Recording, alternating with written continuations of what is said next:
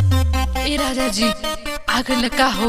हाँ हो आ गई। म्यूजिक बाय नितेश जी। आ गई आ गई।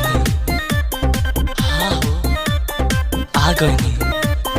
रात भर मजा ले लो। आप सुन रहे हैं यशराज फिल्म्स की शानदार प्रस्तुति। दिल धड़कले बड़ा राजा तू प्यार में, ढूंढिए पे नजर लगावे लो बेकार में। छोड़ा नहीं राजा हम की इतना दुलार में, रात भर मजा ले लो राजा अखबार में। सुना रानी प्यार दो यार के दुलार लो।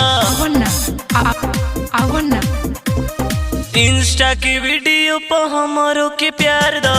सचो में दिल धड़कले बड़ा राजा तू प्यार में, ढूंढिए पे नजर लगावे लो बेकार में। छोड़ा नहीं राजा हम की इतना दुलार में, रात भर मजा ले लो राजा अखबार में। सुना रानी प्यार दो यार के दुलार लो।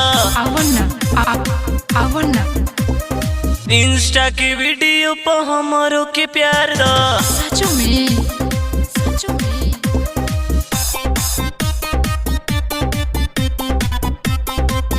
म्यूजिक बाय नितेश जी।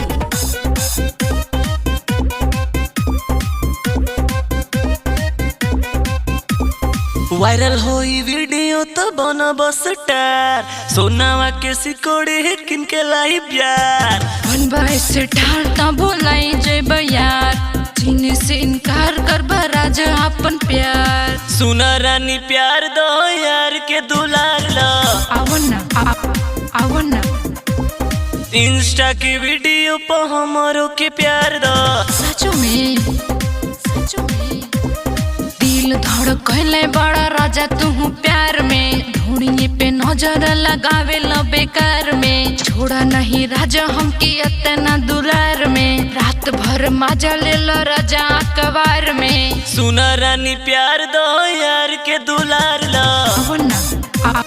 आवना इंस्टा की वीडियो पर हमारो के प्यार दो। सचो में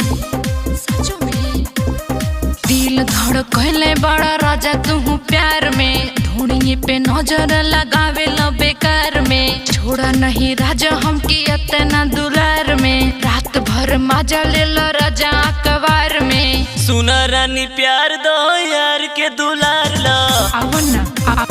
आवना इंस्टा की वीडियो पर हमारो के प्यार दो। सचो में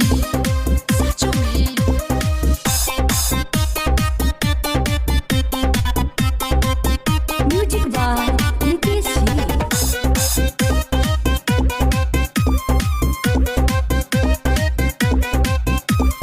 थोड़िया दिखाई अपन सौदा बढ़ाइला, सैया संगे रानी गोरी लावा बनाइला।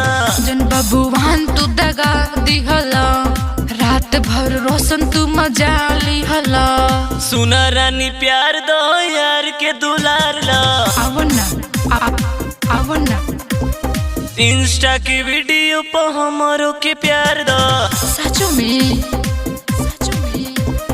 दिल धड़कले बड़ा राजा तू प्यार में, ढूंढिए पे नजर लगावे लो बेकार में। छोड़ा नहीं राजा हम की इतना दुलार में, रात भर मजा ले लो राजा अखबार में। सुना रानी प्यार दो यार के दुलार लो।